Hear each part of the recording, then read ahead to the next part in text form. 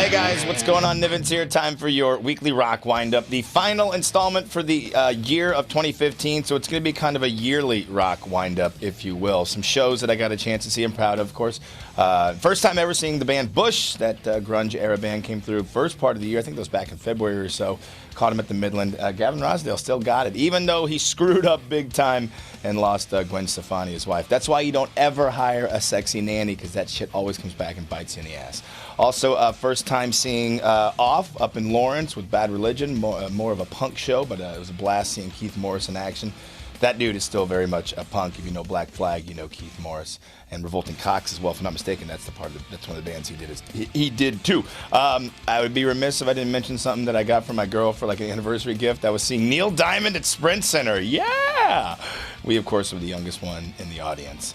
And speaking of great shows at the Sprint Center, of course, Rush probably going to be putting it all up on the shelves. They are done out on the road. 40 years. It was a great show. And there was another band I saw at Sprint Center. It escapes my mind. It was completely sold out from the last year this time.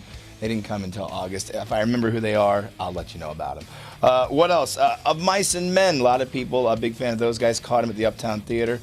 Pretty interesting show. I kind of liked it. Still don't kind of get it.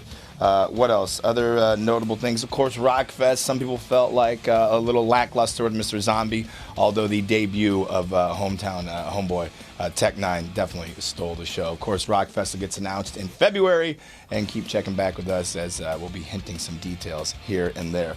What else? Albums we saw this year. Saw the Out of Nowhere return from Disturbed with Immortalized.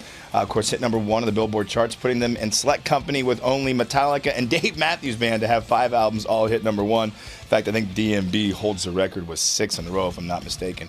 New stuff came from Breaking Benjamin. Also, probably one of his best albums to date. Marilyn Manson dropped something that was horrifically underrated. And speaking of the heavier side, of course, Lamb of God kicked out some new stuff. They, of course, will be here in the new year with Anthrax. I think that pretty much covers it in terms of the year of 2015. Of course, we have new albums that came out from Seven Dust, Pop Evil, Ghost. You want to throw those guys in there. Trivium as well. And looking into the new year, of course, I want to touch on those that we lost.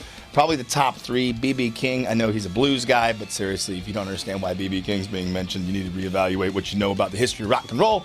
Scott Weiland, we lost him, of course, from drug and alcohol overdose. That one, not really surprising. He was 48 years of age.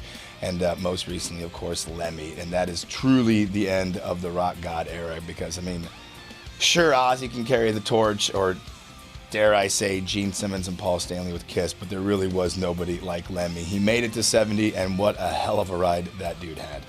In the new year, looking forward to seeing Black Sabbath at Sprint Center, as well as AC/DC and Tool with Primus. Of course, for all those shows, especially the Tool and Primus one that is completely sold out, go online, 989therock.com, try and register to win some tickets for that. And other than that, man, I'll see you in the new year at a shit ton of more shows, I'm sure, and of course, Rockfest, which takes place in May. I'm Nivens. Have a great new year. Talk to you in 2016.